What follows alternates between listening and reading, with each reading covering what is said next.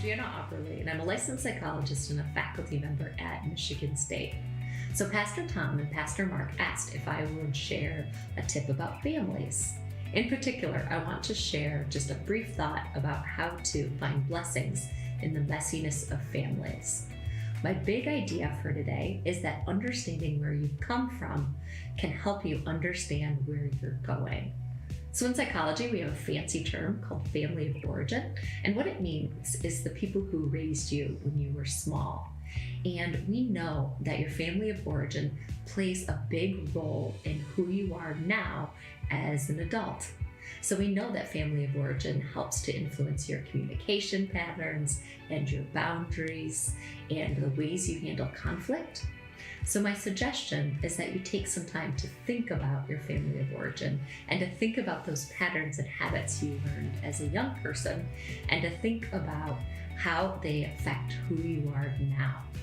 So the good news about families is that while our pasts affect who we were and affect who we are, we still have some agency or some choice in who we will be moving forward. So just because you had a tough childhood or just because you've had some negative experiences in your family of origin doesn't mean that you will have negative experiences in your family moving forward. So the great thing about being an adult is that you get to make choices about your family in the future. So families are difficult. And if this is something that's tough for you to sort out, I'd recommend talking to a mental health professional. We're pretty good at helping people to sort out those patterns and then also to make different choices for moving forward into the future. Thanks.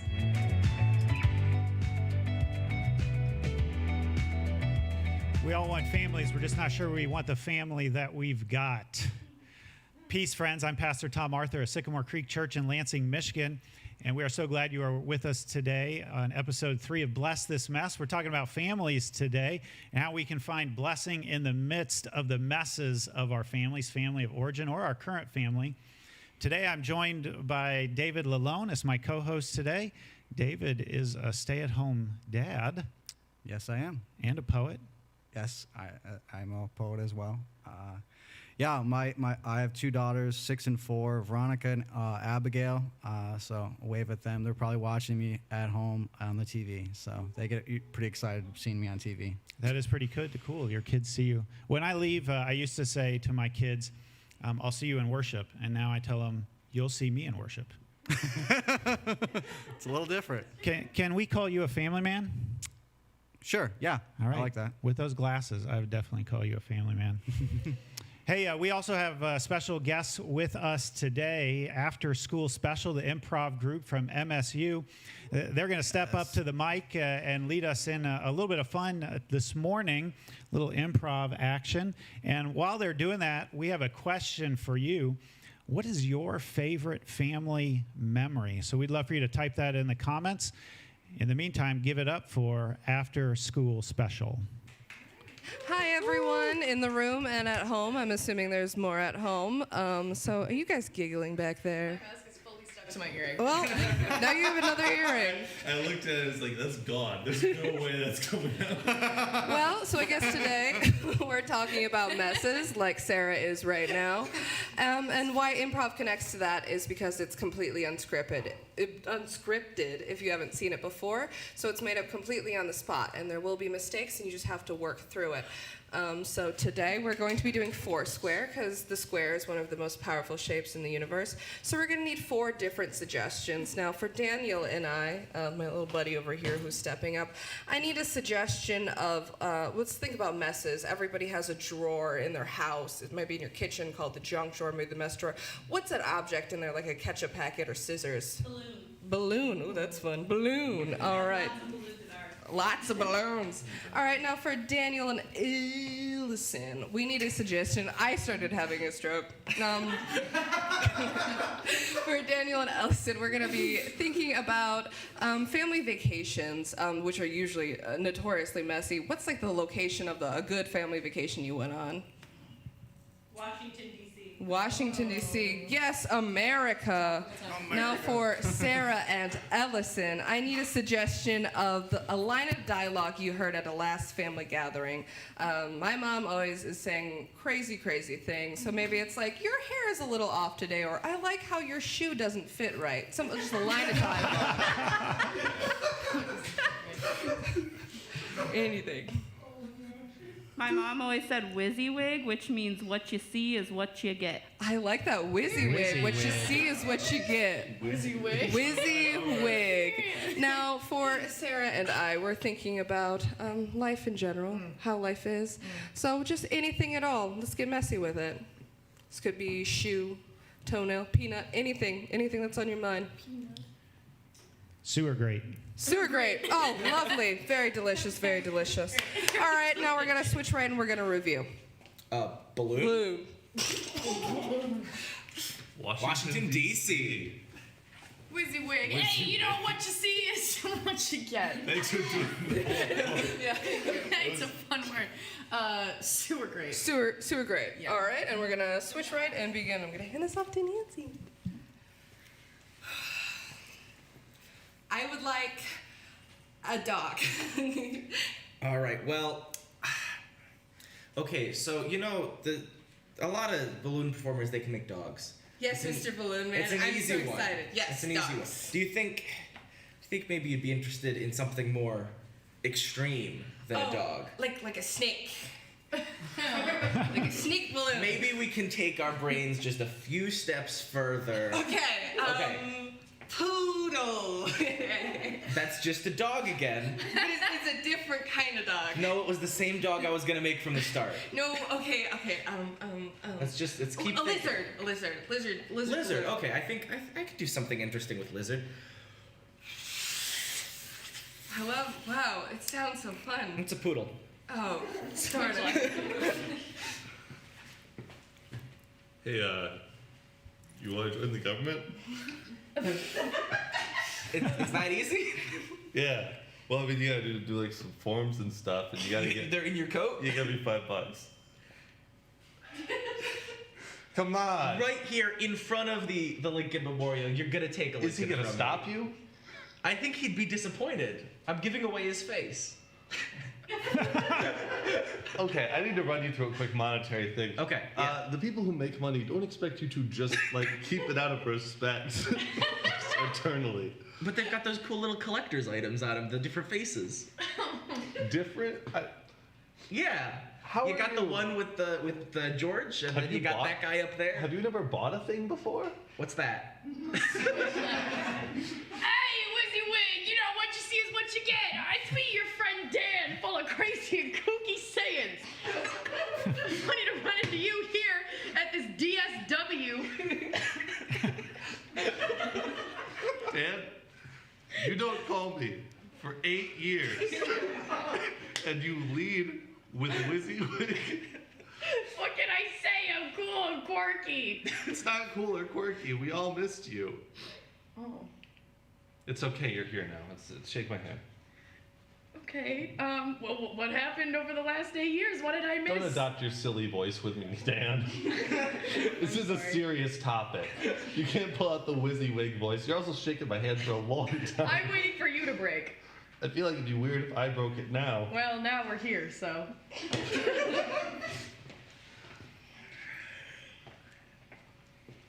Sure is pretty this time of night. Yeah. That right over there, that's my favorite. Her name is Fred. Thanks for coming on the date in the sewer with me. It's my favorite spot. Yeah, you know, when you said that we were gonna go to the sewer, I thought you meant like some hip cool club. No. But you meant the sewer. No, I think that the way that the moon shines through the street down Hits through the grate the to slime. the water and the Yeah. slime, it's my favorite thing. Yeah. Yeah. I wanted to ask you to marry me. Oh my god. No, it's you're- not a great time. Sweetheart, you're stepping in sorry. rat poop. Oh, sorry. Let me just wipe that off. Sally, It's me. ever since you said I like your overalls, Yeah, in I like your passing. dickies, I like the way that your slickers move up your leg, I thought that you would be the best wife I could have ever asked for. Uh-huh. Well, I have to say I am flattered. The tears in my eyes aren't because of this, but because of the appalling stench. That makes sense. Yeah, listen, Greg, it's been really nice, getting to know you these last 2 weeks. But I don't know. It's a yes. Okay. How do we get it down? The balloon? Yeah.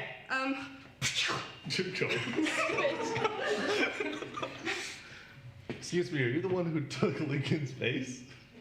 Yeah. I'm in the club. You're going to jail.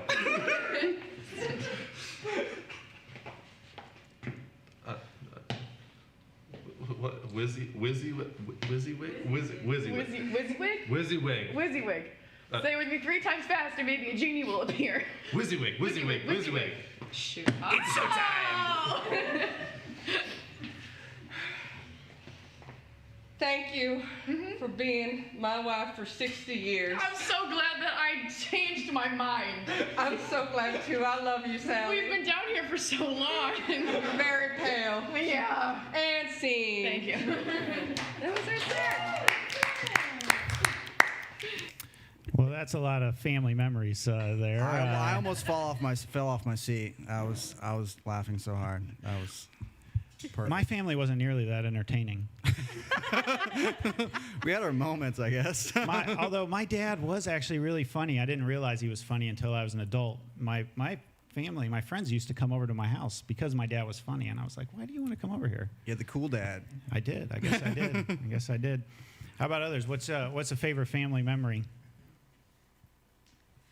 Well, when I was in school, my sister Karen and her husband and family lived they've always lived in other states since I was pretty young.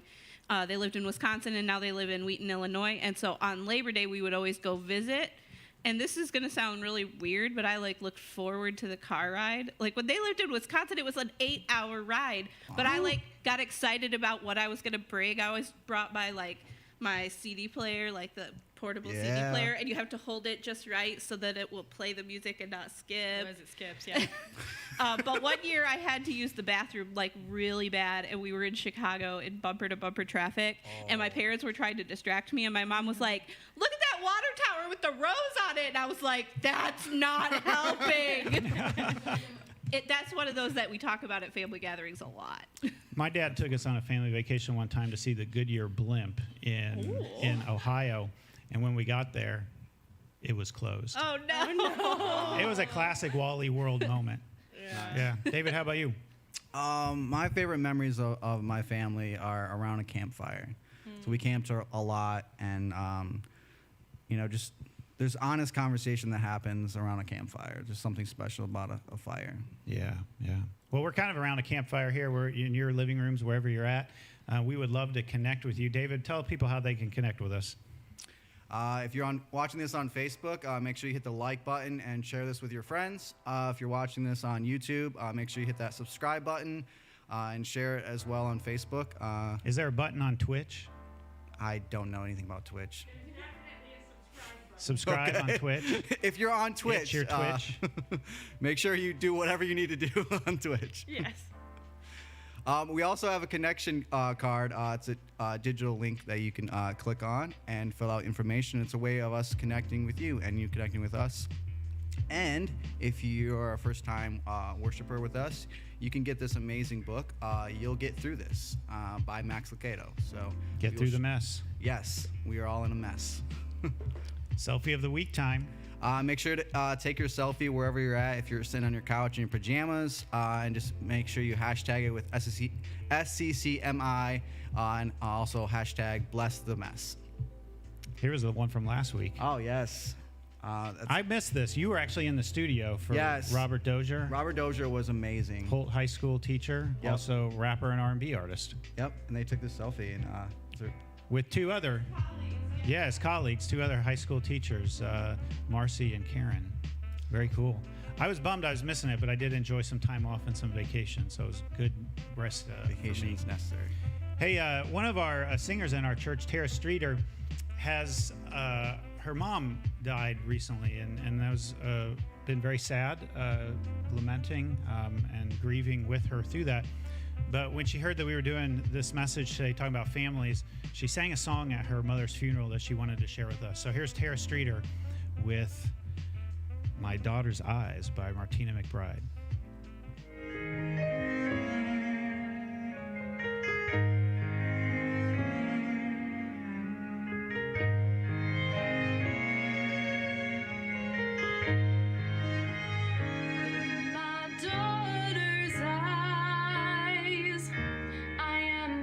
Hero.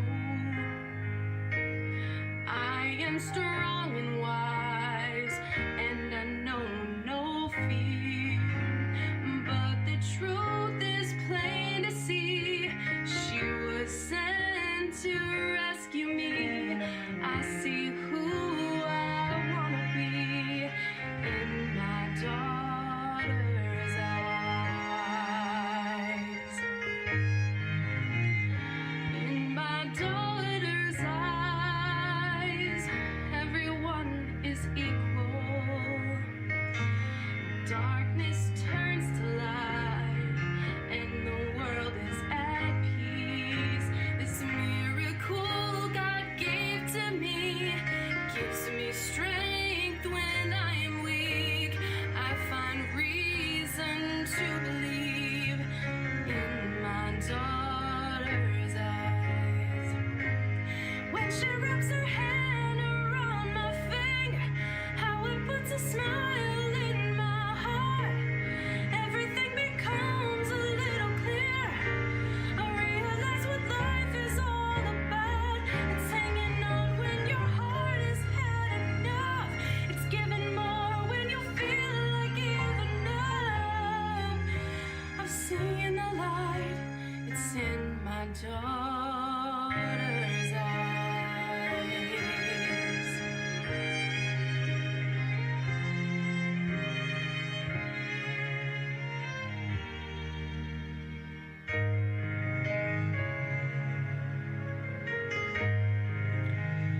In my daughter's eyes, I can see the future.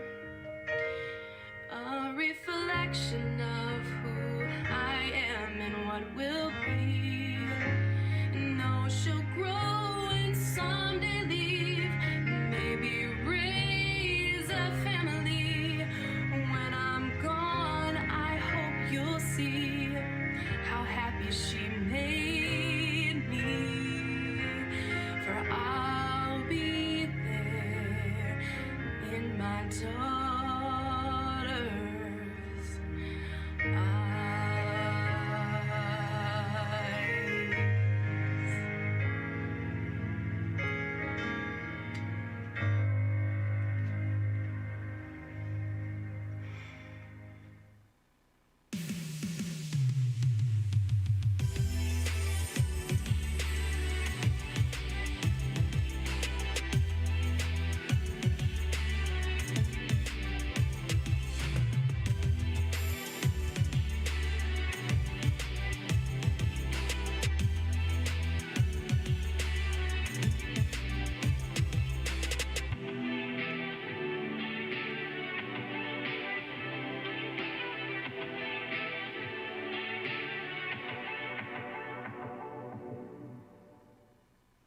If you look carefully on my brother's forehead, there is to this day a spot of graphite where I stabbed my brother with a pencil. That's right. I once stabbed my younger brother with a pencil. And in preparing this message, I asked him if he remembered the stabbing, and, well, he responded. Hi, everyone. Todd here, Pastor Mark's brother. I was talking with him this week, and he asked me if I remembered the incident from when he stabbed me in the head with a pencil. I was too young to remember the actual incident, thankfully. However, it's one that will stick with me for forever, because that mark that he talks about, it's right here. Right there, little gray spot. It's not going anywhere. I've had it for the longest time, and I'll probably have it forever. Thanks, Mark.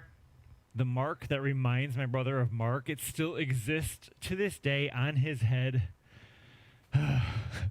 My brother, he's one of my favorite human beings on the planet, and I would do anything for him. There are ways that we can bring out the best in each other, especially when we're laughing and joking, which is, well, it's usually about bathroom humor. But especially when we were younger, there are also ways that we could push each other's buttons like no one else. That's family, isn't it? As we continue today in our series, Bless This Mess, we are turning to the relationships that most often bring out the best and the worst in our humanity. That's our family. Now, family, it really has to be described broadly today, right? It's easy to think of a family as like a nuclear family, which is generally defined as two parents and children. But for the conversation that I want to have today about family, that's way too limiting. Yes, when we talk about family, that would include what we would call the nuclear family, but family also includes, well, it's the family that we grew up in, it's the family we're with right now, and I'm grateful for my parents and that they're both still with me. And I'm grateful for my brother who is willing to record videos for me as sermon illustrations. My parents and my brother, oh, they're my family.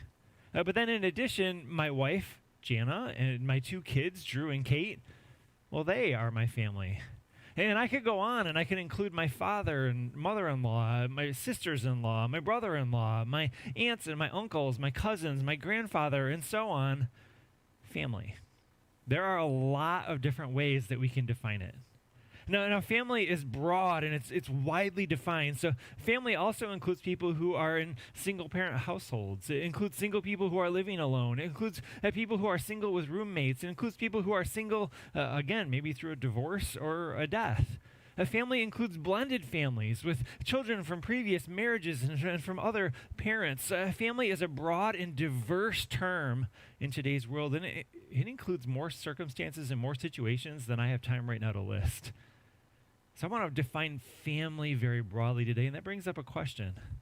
Who or what do you think of when you think of family?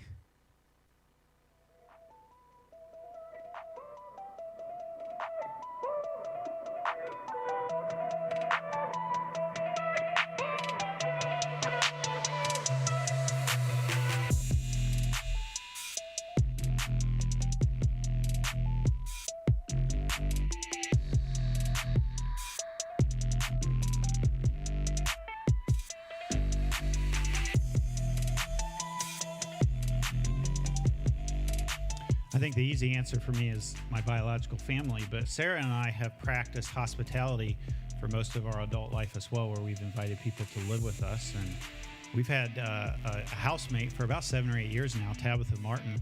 And so in our pictures with our family, with our kids, Tabitha is often in them with us. And here we are hiking out at Birchfield Park. I love the faces. But I also think as well, I grew up in Indianapolis, and right now Indianapolis is a kind of family grieving around the shooting. I can picture the place where that happened. Wow. And the Sikh community is grieving as family, I think. There's a way that just the biological family doesn't capture where we're bonded or who we're bonded with. Yeah. How about you, David, when you think about family? I think of dysfunctional mess, which sounds negative, but there's beauty in mess. So I think of just like family sitcoms and movies of just dysfunctional families. Hey, we have the improv actors after school special with us. They've got a mic over there on the couch. Sarah or Andy, you want to talk about what you think of when you think of family? Well, as actors, we do love to talk, and I think both Sarah and I and DJ Allison, we kind of grew up in the theater a bit, and that kind of became a family because, a lot of people relate to that because it's definitely connected to the church of this element of collecting together. And my high school director really became a second father to me, so it was really testament of how any environment where you're supported and you're loved can be a family, and I think it meant a lot to me. Yeah. Do you have anything to add? I was just going to say yes. That's true. I mean, for me, like, my family's humongous, a bunch of Polish folks from Detroit, so there's a ton of us, and family is your biological, the folks that raised you, but also the people you surround yourselves with. And I think, like Andy said, like, particularly in theater and performing in the arts and stuff, you find your biological family and your found family. So I like that idea, your biological family and your found family. Yeah. That's an interesting way of putting it. Yeah, I put down the word dysfunctional, but David stole it. But as you all are talking, I think about found family. My parents were foster parents, and so I had a lot of foster siblings. But also, like, all my friends called my parents mom and dad. So, like, they just were always being family to everyone they were around. And then I think of Nancy, who's in the studio today, that we call Pocket Mom, thanks to her daughter, Abby, and Abby's friends. You know, you just find family everywhere you go. Yeah. Well, let's go back to Pastor Mark as he keeps talking about finding bless in the mess of family. Family means a lot of different things to different people. And when we think of family in a bigger way, then, well, the words of this poem spring to my mind. To live above with those we love, well, that will be glory. But to live below with those we know, well, that's another story. To live below with those we know, right? I mean, that's what we're talking about today. Family. It's those we know. It's those who know us. And it's messy. Often even worse than a pencil in the forehead messy. We want to consider today how God can bless the mess that is our families. All the different kinds of ways we view family. And to do this, we're going to engage a bit with the story of a really messed up Old Testament family. And there are lots of stories in the Old Testament that are messed up to choose from. Today we're going to focus on Dad Isaac and Mom Rebecca and their twin boys Esau and Jacob. And this family story is found in Genesis chapter 25 through 35. It's a story that involves, well, living below with those we know in very human and very dysfunctional ways. This is a family feud sort of story, and I'm going to quickly tell their story, but I'll no way be able to cover all the details. So let me encourage you to read the whole story on your own. Again, that's in Genesis 25 through 35. Now, after a quick telling of that story, I'm going to give you 3 truths about family from that story. So here's our story. Jacob, who was the second born of twin boys, and well, he always felt and acted like the underdog. He and his older twin brother literally tussled in the womb, and it spilled out into their childhood and adolescence. Now, Jacob's name literally means heel grabber or deceiver, and well, he lived up to it by lying and cheating and stealing from those who loved him most and best, especially his brother Esau. We like to have good characters and bad characters in stories, and in the story of Jacob and Esau, well, Jacob's name, which means deceiver, it really became his destiny, and sadly, it defined his character. And this is a messy, real story, and I'm not sure exactly who the good character is in this story. Everyone in this story has some good qualities, and everyone has some bad, a lot like us in like real life. So Jacob and Esau, they have a challenging relationship, and well, relationships between siblings can be incredibly challenging at times. I saw a quote recently from a pastor, Jim Harnish. He was writing about his abiding rivalry with his twin brother, Jack, who's also a pastor. And he wrote, "In spite of our obvious similarities, our relationship was not always idyllic. We shared all the intimacy of 2 cats in a burlap bag.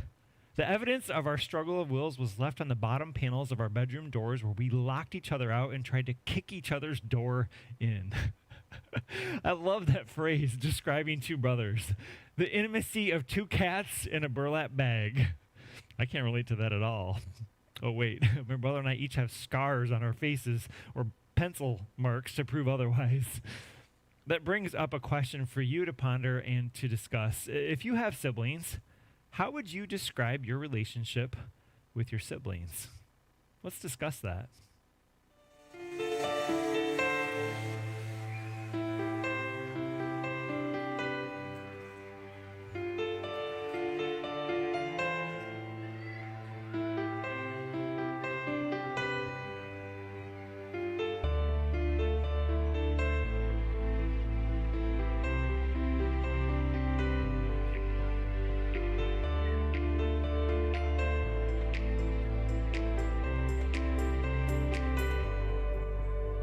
I have a very blended family. I've got 3 brothers, a sister, and 2 stepsisters. And of all of those, only one of them is biological. When I was 5 years old, my parents adopted my older brother who was 7 and my younger sister who was 3. So I went from being the firstborn only child to being the middle child. That's really odd. Figure that one out. So then when my parents divorced and they both got remarried, well, my stepmom had a son who she had adopted when he was an infant, and my dad then adopted him, and my stepdad had 2 daughters who were my stepsisters. So it was a really unique, I mean, it's a challenging family tree to draw on paper. But I think back, like, I don't feel like my relationship with my siblings really developed much until I became an adult. And I think especially really recently with my dad's death and dementia, and my sister and I were co-powers of attorney over his health care and his finances and everything. And when I looked at the lawyer and I said, well, what happens when we disagree? She said, don't disagree. Easier said than done. Because when there's 2 of you, there's not a tie-breaking vote. Yeah, you gotta figure it out. And it turned out that all of my anxiety about sharing that equally with my sister was entirely unfounded. She was wonderful, and we actually really bonded over that process of taking care of my dad in the last years of his life. So I have 2 biological brothers, one older and one younger, so I'm the middle child. Me too. Awesome. It is nice being a middle child, actually. I totally embrace the being ignored part. My older brother, me and him are not on speaking terms because of a big blow up a couple years ago. And my younger brother, we're on speaking terms. We're not as close as I wish we were. So. Yeah. How about our improv actors? What's your sibling situation like? Well, I got one. That's simple. Yeah. Kind of same situation as he just shared about not on speaking terms with her, but I think it kind of gave me character growing up with a person that I just did not get along with, and it taught me a lot about forgiveness, and I think it gave me my sense of humor because I just never really got back at her, but one day I'm gonna say a joke and she'll laugh and we'll get back together again. That's great. That's a great way to think about blessing in the midst of the mess, is how humor can help that. That's awesome. Yeah. How about you, Sarah? Yeah, I have one sister. She's 2. Actually, I live with her. She goes to Michigan State with me, and so we share an apartment, actually, which is not some. Yeah, well. See, you go, wow, and then you come into the room where she's like, why is this thing on the floor in your bedroom? And I'm like, it's my bedroom. Do you live there? No, but I mean, she's 2.5 years younger than me, so we're pretty close in age, and the older we get, the closer we get, which is what everyone told me, and it's turning out to be true. But you know, like any sibling family dynamic, it's ups and downs, but she's a queen. So here we're a good company here this morning in the studio and also online as we're reading some of these comments that are coming in. Let's go back to Pastor Mark and see if we can find some blessing in the midst of the mess of families. So siblings can be both wonderful and they can be difficult at times. They can be a mark that leaves a mark. In our story today, Jacob was envious and angry and bitter toward his brother, and well, that was Jacob and Esau. And again, I'm going to tell you their story, and then we're going to pull 3 quick truths from that. So one day, after robbing Esau of his most prized possession, his father's blessing, Jacob, the deceiver, he hightails it out of town, and he moved far away to the land of his mother's brother. He left, and his older brother was fuming with anger and murmuring threats of murder. And well, there, Jacob finally meets his deceiving match. His uncle Laban was an even bigger scoundrel than Jacob. And Jacob, he ends up marrying both of Laban's daughters, Leah and Rachel. But it cost Jacob 20 years of hard labor at his father-in-law's business for him to marry those 2 daughters and to receive a flock of goats. After 20 years of a bitter relationship with his father-in-law Laban, frustrated Jacob made a late-night escape with his 2 wives, with his children, with his servants, and a whole bunch of goats. Now, where was he going? Where's Jacob heading? Jacob was headed home. You all have that place in your head, right? Some place that you define in your head as your original home. You may be able to picture it, but it's not always fondly, right, that we remember that place. And home certainly wouldn't have been a fond memory for Jacob. It was a scary place.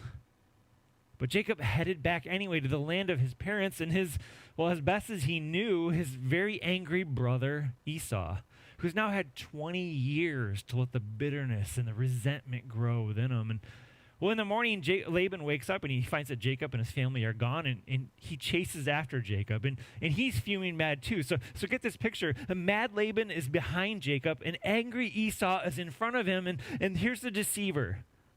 Jacob, he has two broken and battered family relationships sandwiching him in, and anyone who's endured a family squabble with two sides can relate to Jacob.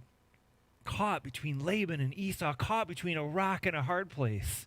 Have you ever been in this place in your family? Have you ever been stuck between a rock and a hard place with family you deeply love? I have. Those aren't my stories to share with you today, but that feeling of being trapped is all too real. The feeling of being paralyzed and not knowing what to do. I've been there, and likely you have too, because family can be messy. And sometimes marriages get stuck in this place. A lack of emotional connectivity can be on one extreme, or an unhealthy codependency on the other can lead to a marriage or wedged between a rock and a hard place. And sometimes, even as an adult, you can look back to the family that you grew up in, you can have a boatload of unresolved stuff. All too many of us can feel stuck emotionally, relationally, and yes, even spiritually by the messiness of our families.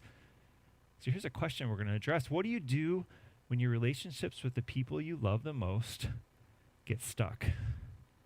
Well, I'm going to help us out with answering that question today. Let's go back to our story, which I think can help us to get unstuck. So now Jacob has Esau marching towards him from his family home, and his uncle Laban is chasing after him. Both are fighting mad. Laban catches up with Jacob first. And when he arrives, by God's grace, cooler heads prevail. A relationship summit is held, and they agree to part ways, and they mark that moment with a ceremony. Both men build rock pillars to mark their agreement. In Genesis 31, verses 48 and 49, we read, Then Laban declared, "This pile of stones will stand witness to remind us of the covenant we have made today." This explains why it was called Gilead, witness pile. But it was also called Mizpah, which means watchtower. For Laban said, "May the Lord keep watch between us to make sure that we keep this covenant when we are out of each other's sight." The irreconcilable relationship between Jacob and Laban, well, it gets unstuck. By making an agreement before God, Laban calls this agreement a covenant. At Sycamore Creek Church, we encourage our small groups to make covenants. We also have a leadership covenant for anyone who leads in our church. Covenants are simply mutual agreements about how we're going to treat each other. Covenants are agreements that prevent disagreements. A common example of a covenant are the vows that a couple takes on their wedding day. Spouses agree to love, honor, and cherish one another. I think of those vows and imagine with me, does a couple need those vows on their wedding day? I would argue that mostly they don't, not on the wedding day. At most weddings, couples are on their best behavior on the wedding day. They don't need their vows that day. What they need, though, is to remember to love, honor, and cherish one another 6 months later, when one of them is late for dinner, or the other person is leaving clothes on the bedroom floor, or worse. Here's the principle for our relationships. You make a covenant before you need a covenant. You make a covenant before you need a covenant. And Jacob and Laban make a covenant, an agreement about how they're going to treat each other. And this has been called the Mizpah benediction. And when you read this benediction in its context, Laban and Jacob, who they have a lethal family relationship, they basically say to each other, "I'll stay on my side of this pile of rocks, and you stay on your side of the pile of rocks, and may God watch over both of us." This isn't a kiss and make up session. This is high-level negotiation of an irreconcilable, toxic relationship.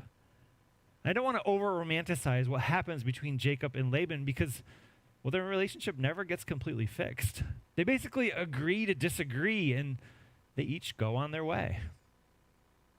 Now, what about the angry brother who's in front of Jacob? The last time Jacob, again, saw his slightly older brother Esau, he was spitting mad and ready to take his head off at the shoulders. So after his ceremony with Laban, that's now behind him, Jacob has what we might call a come to Jesus meeting with God, and Jacob's transformed. You see, Jacob wrestles with God, which is, I think, something that we can all relate to doing metaphorically, but Jacob does it literally. And through that wrestling, Jacob has an amazing and transformative encounter with the God of the universe. And, well, Jacob walks away from that encounter with God with a new name, Israel, which literally means wrestles with God. Jacob has a new name, and he has a limp that reminds him of his wrestling match with God. And as a reminder, Israel is not only Jacob's new name, it's the name for God's people. Jacob is a critical part of Israel's family story. So Jacob, he was undefeated before that important wrestling match, but then again, he'd only wrestled with and deceived human beings up to that point. And that night, Jacob took his first loss when he wrestled with God. Jacob was humbled. On that very same day, Jacob, Israel now, is a changed and a more humble man, and he meets up with his brother Esau, the one he had deceived and hurt so badly 20 years earlier, and they're reconciled.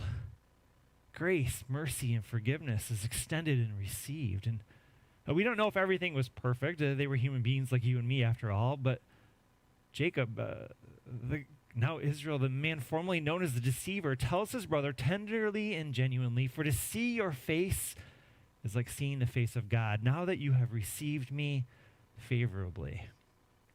So the summary here is that one relationship, the relationship between Jacob and Esau, has healing. And the other, between Jacob and Laban, does not. I think of it like this. When they have a family gathering, the seat for Laban around the dinner table remains empty, while the seat for Esau has a chance of being filled.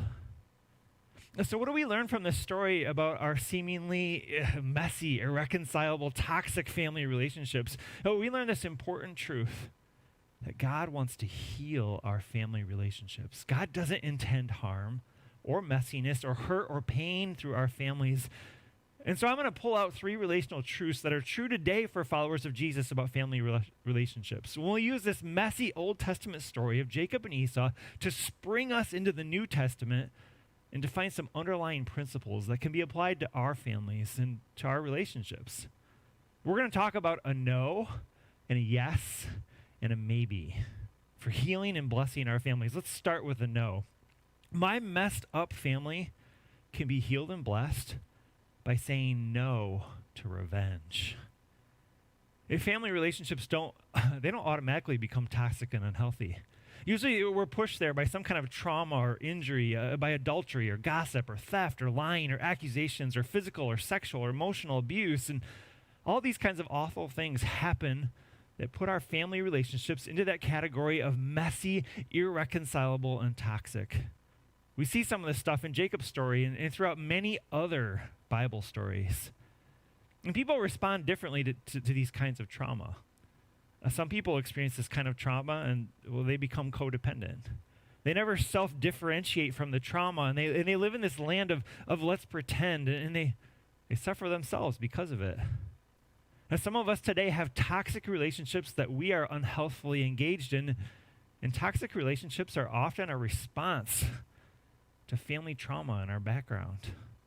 Now, another reaction is what I call the hit back reflex. You hurt me, and so I'm going to hurt you. And it seems natural to hit back, but it's also unhealthy. What we often forget is that no amount of pain inflicted on another person actually soothes our own pain. In our story today, by God's grace, Jacob and Laban had enough sensibilities to know that getting even would not make things better. They stopped the cycle of deceiving and retribution. Their covenant was a building exercise that it was the right thing to do given the toxic nature of their relationship. Sometimes you just have to agree to disagree. Now, in the New Testament, Paul teaches that followers of Jesus, through the power of the Holy Spirit and the gift of Christian community, can resist that hit back reflex. This is choosing not to escalate conflict. Look at how Paul writes about this in his letter to the church in Rome. Dear friends, never take revenge. Leave that to the righteous anger of God. For the scriptures say, I will take revenge, I will pay them back, says the Lord. Who's the only one able to take revenge? It's God.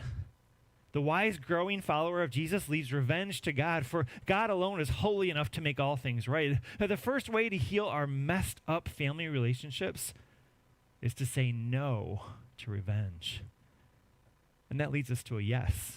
My messed up family can be healed and blessed by saying yes, yes to reconciliation. Now, by reconciliation, what I mean is extending forgiveness.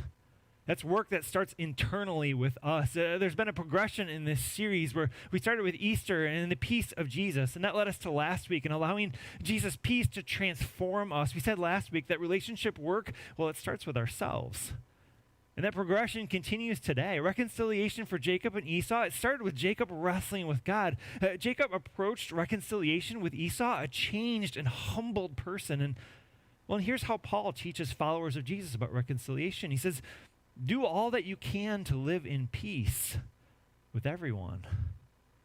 Paul admonishes followers of Jesus to do our best, to do all we can, to reconcile with those who they were in conflict with. While that's what Paul wrote, let me also remind you that, you can only do what you can do, right? And nothing more. And, this is where this family stuff gets tricky. What doing all I can means is that I take ownership. And I do the work of forgiving someone else, regardless of whether or not they reciprocate. And if you've ever been in recovery, you learn that my job is to keep my side of the street clean. And when we genuinely forgive those who have hurt us, we evict them from renting space in our brain and in our heart because, they've not been paying rent anyhow. And sometimes this forgiveness is done face to face. Sometimes forgiveness is extended both ways. And sometimes the relationship forges ahead, but see, at other times, forgiveness isn't possible face to face. Sometimes forgiveness is not reciprocated. Sometimes the relationship is just too toxic or the other person isn't living anymore. They might be dead. Regardless of what the other person does or does not do, we have the capacity as a forgiven follower of Jesus to release that person from our inner jail, to release them from unforgiveness, and to thereby release ourselves from bitterness and resentment. Now, forgiveness is what it appears that Jacob and Esau, who had been stuck in this family feud for 20 years, did with each other. Esau forgave Jacob for stealing his father's blessing. He refused to let unforgiveness trap him anymore. And, Jacob was sorry and contrite, and he sought forgiveness. And as a result, these twins were freed together. For followers of Jesus, we say yes to reconciliation, which leads to a question. Was there a time when you have said yes to reconciliation? Is there a place that God is calling you to that now?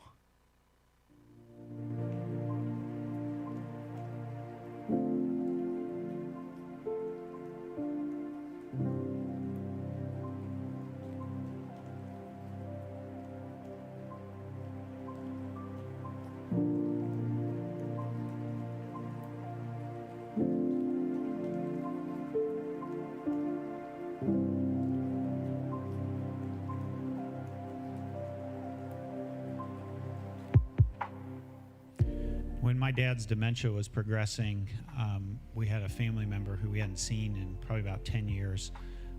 They had either been or felt kicked out of the family because of substance abuse issues. But as my dad's life came closer and closer to ending, I became more and more uncomfortable with that sort of status. And I actually decided with my brother to hire a private eye to go find him because we didn't know where he was at. In the process of gathering the information that we needed to give to the private investigator, somebody on Facebook identified this family member and pointed us to where they were at. And we contacted them, and they made reconciliation with our family in the midst of that situation. It was pretty amazing homecoming after a decade of being unreconciled. The looking at mortality in your face changes dynamics a lot. Wow. That's awesome. That's a great story. I pray every day for reconciliation in my own family, and looking for the answer of how to even begin that process again, because I exhausted myself in trying to create reconciliation and having to forgive, but not necessarily everything being reciprocated, and just everything being lost in communication. Yeah. This is a hard topic. Yeah. So all of After School Specials joined us on the couch here now. We've got let's see, DJ, Andy, Sarah, and Ellison. How about you guys? The guys joined you for the tough part of the conversation here.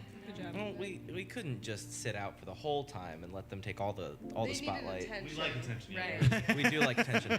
But as far as times when I've reconciled with family, and in my life that's still ongoing. I have had some strained relationships with my grandfather, especially after my grandmother's passing. And it's a constant struggle of working through the things that divide us, but also knowing there's still love there and having those conversations, trying to get together for family activities when we can. They live pretty far away, so it's difficult. But that would be, in my life and in my world, it's an ongoing struggle of finding that balance and that peace. Me and Sarah just reconciled because I put my arm over here and I'm trying natural deodorant and it's not working. But just brief. That's a smaller example, but I think in larger picture, it's one of the hardest things in life. But it can be small too, like this. Touche. Oh, wow, Sarah's not going for it. Okay. I guess I've mostly got hope when it comes to my family. Not about the deodorant, about my family.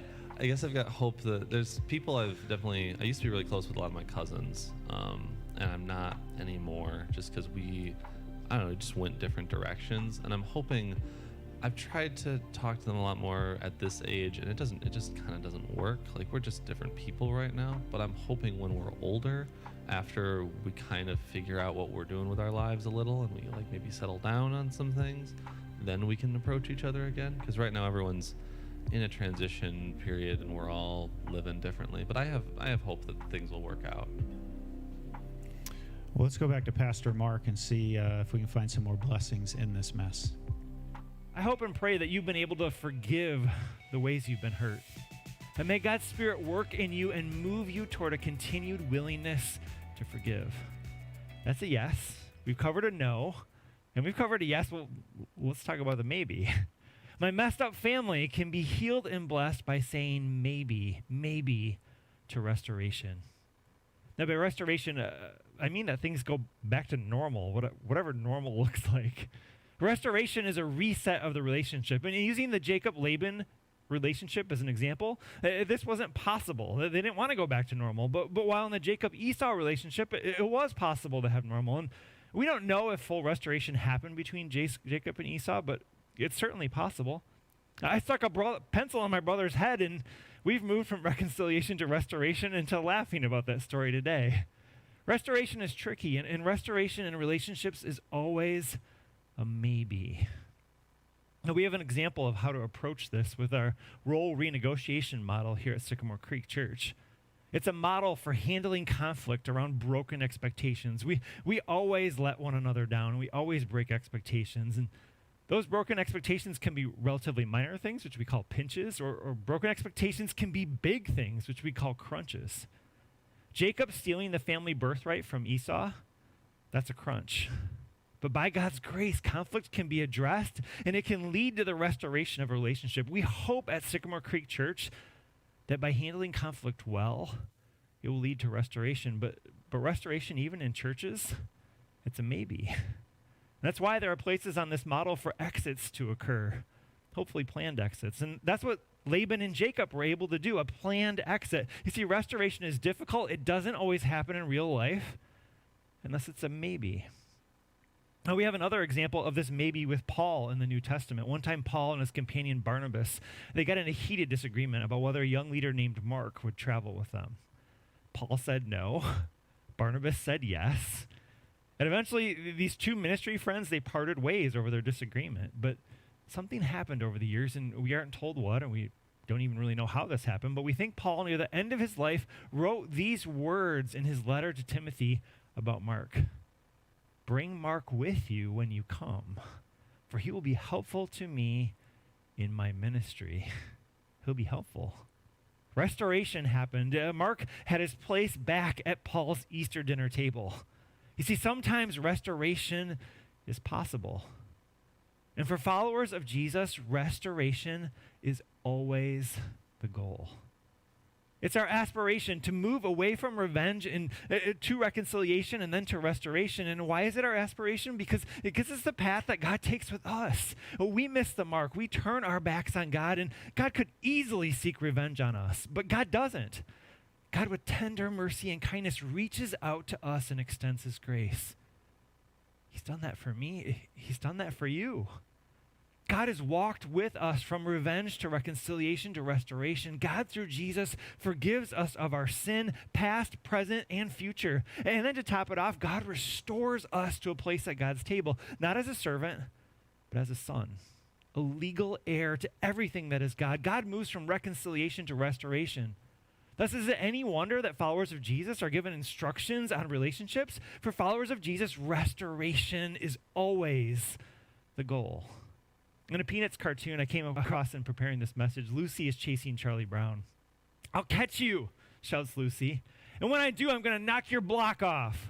Suddenly, Charlie screeches to a halt. He turns to Lucy and he says, "Wait a minute, Lucy. And if you and I, as relatively small children with relatively small problems, can't sit down and talk through our problems in a mature way, how can we expect the nations of the world to get along?" And with that, Lucy slugs Charlie and she says, "I had to hit him quick. He was starting to make sense." See, restoration is always the goal. It's no wonder that Mother Teresa, the lover of the least, when asked what we can do to promote world peace, well, Mother Teresa, she can be summarized in her Nobel Peace Address as saying, "Go home and love your family." For me, that's loving my wife. It's loving my kids. It's loving my parents and my brother and my family. Living out God's love starts with our families and yours too. It's my prayer for you and for me that God would bless the mess of our families, and that by the grace of God, we can live through disagreements and heartache and pain and learn from those experiences. And maybe for the sake of future generations, overcome them. God, help us to live out reconciled and restored family relationships. I shared a poem with you earlier that was written by a man named Howard Olds. And the rewrite of that poem goes like this. If we plan to live above with those we love, well, here's the rest of the story.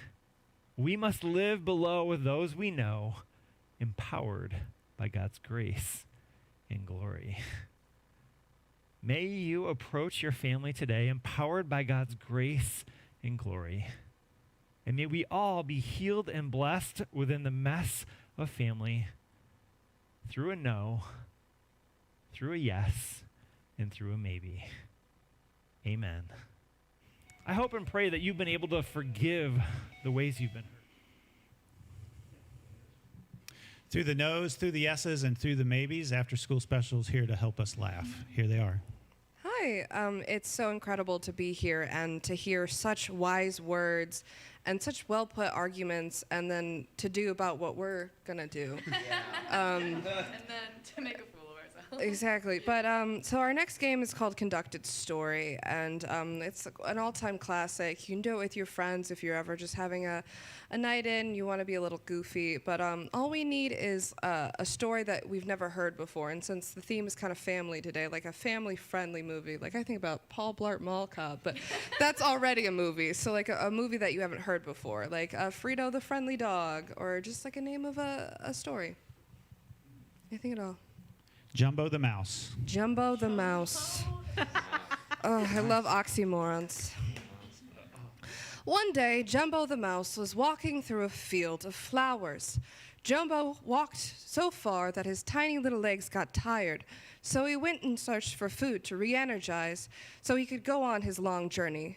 But then suddenly he saw a granola bar sitting on the ground, and he went, "Oh, sweet, I was hungry." So he tried to open it, but he couldn't. The stakes in Jumbo's life were very low. Suddenly, he looked over a hill and saw someone who could help him open the granola bar. Once again, not much going on in Jumbo's life. The man helped him open the granola bar, and Jumbo gleefully ate this granola bar.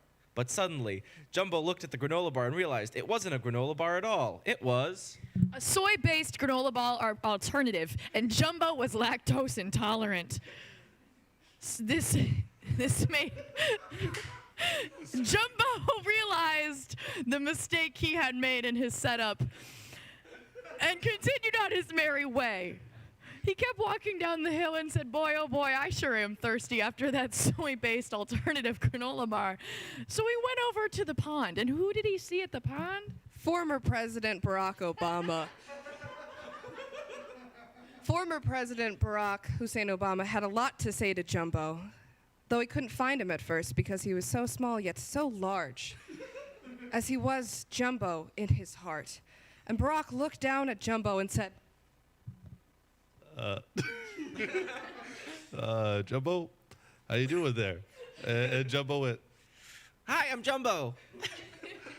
and Barack went, I'm trying new voices. I'm gonna play a 21-year-old college student from Michigan. You gonna thread this conversations like that?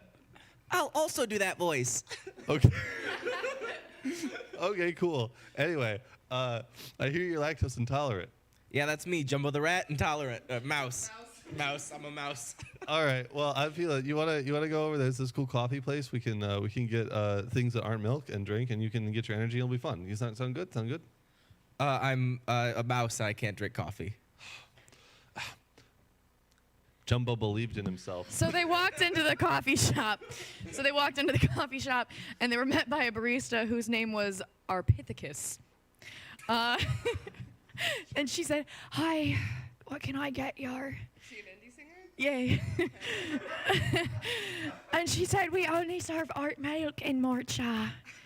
And beneath was captions that said they only serve oat milk and matcha. And Jumbo asked for $2 in change, that is pennies.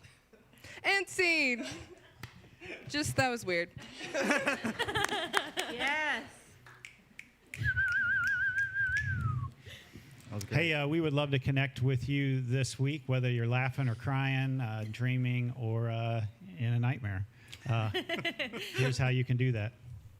Keep that spring cleaning going with #BlessThisMess and connect with us.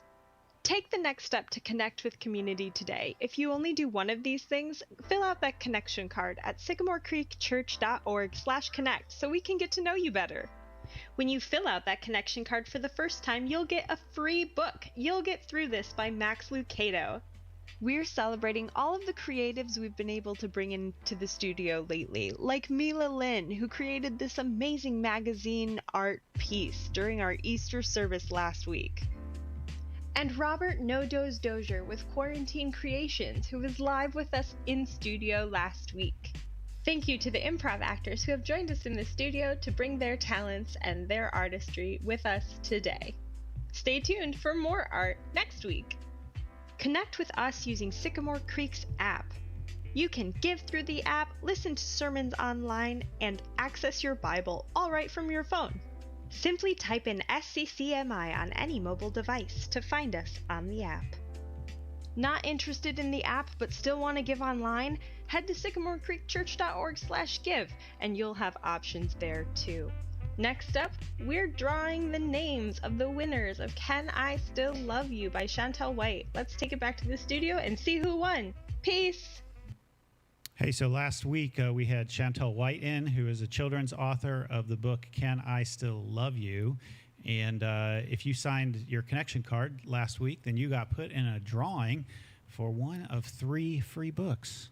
Awesome. Did you do your connection card last week, David? I did not, so I know I didn't win. You're out. David's a slacker. Although you can't win anyway. You're on camera. Star she did it, so David's wife. Yeah. All right. Well, hey, let's find out who wins. Hi, friends. This is Gretchen Williams. I'm the office manager at Sycamore Creek Church, and this is Hope. And today I am going to draw a name for one of the winners of the book Can I Still Love You by Chantel White.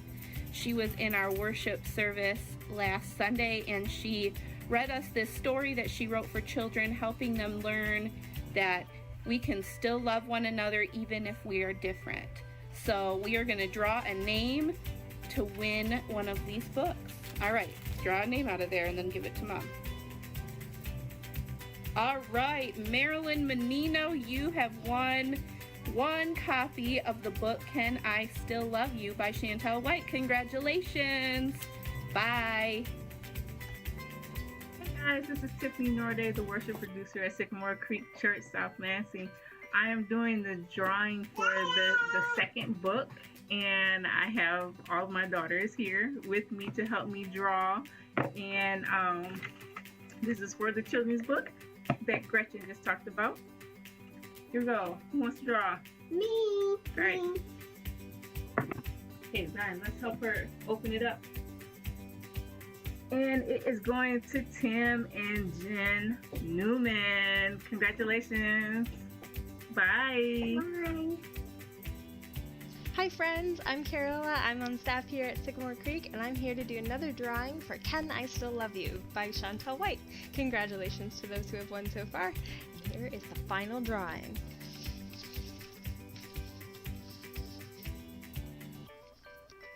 We got Lisa Pender. Yay! Congratulations, Lisa.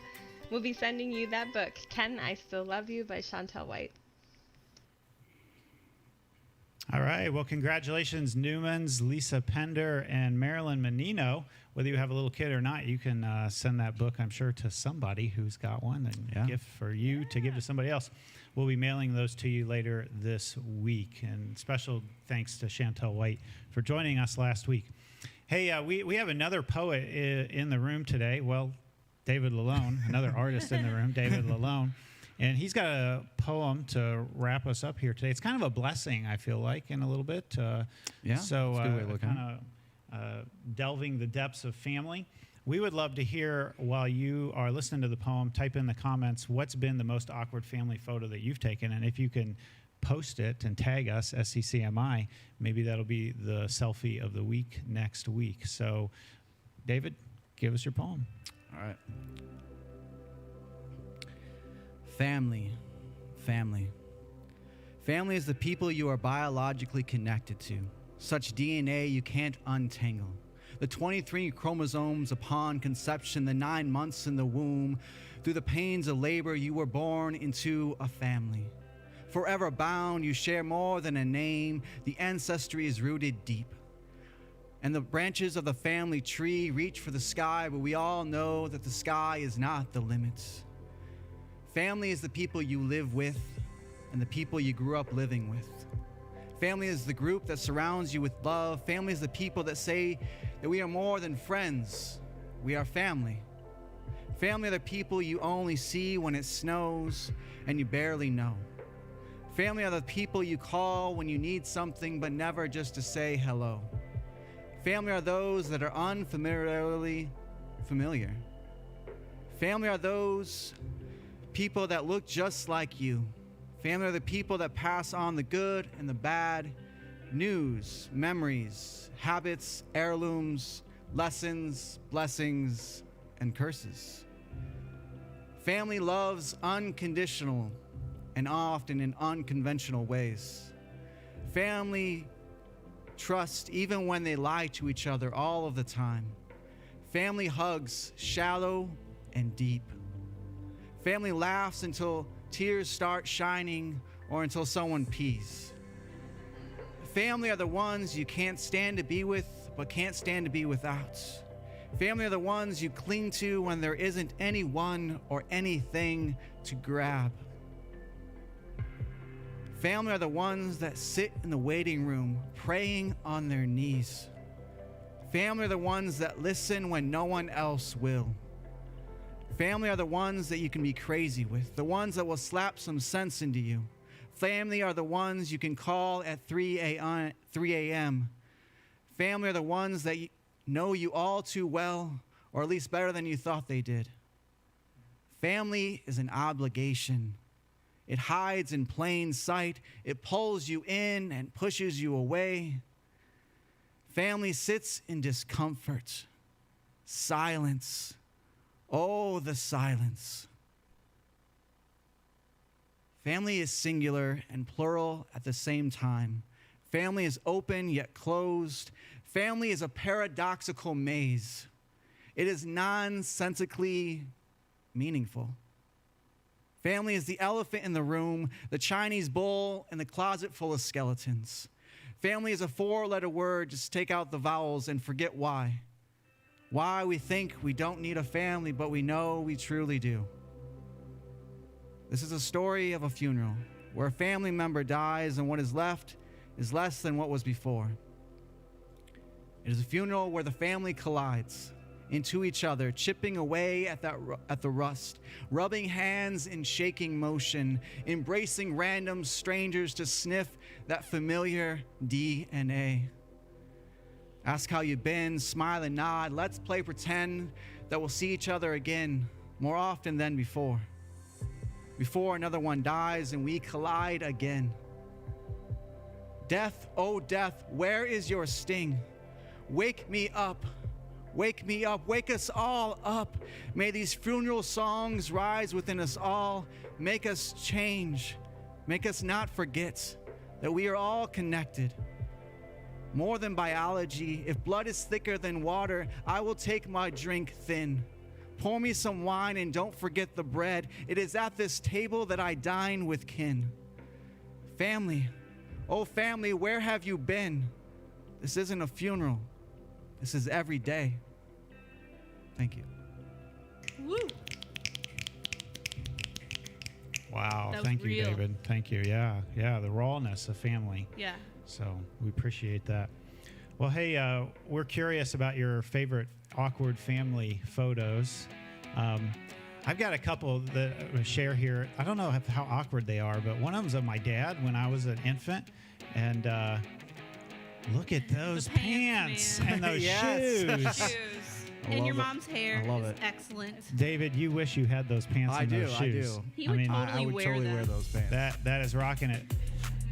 And then when we were had our first son Micah, we were in a birth class, and here's 4 of the kids that were in the birth class. All of these were born within about a week of each other, and then we all got together. And we got together again to recreate this picture, and I couldn't find it. So anyway, awkward family photos. Well, so my siblings and I were always very agreeable about photos, so like there's no real awkward ones, but my kids are not.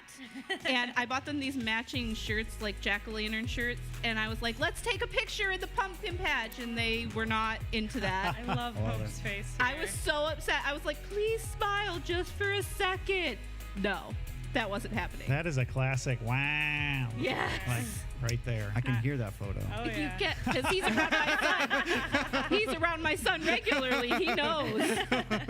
I feel like I have a classic family photo blunder of my kids.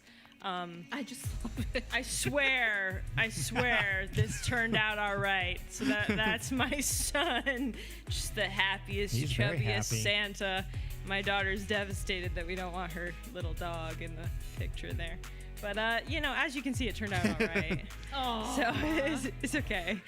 You just had to put the dog in the picture. I didn't get a nice one after the sad one. That was like the Christmas story. Ho, Yes. ho, ho. the humbug. Merry Totally. Christmas. As he shoves his boot in his face. Yeah. You guys have awkward family photos over there? Oh, so many. Oh, yeah. I wish I had them, but yeah. Wish I had 'em when. We do Yeah. look like Everybody. Do it now.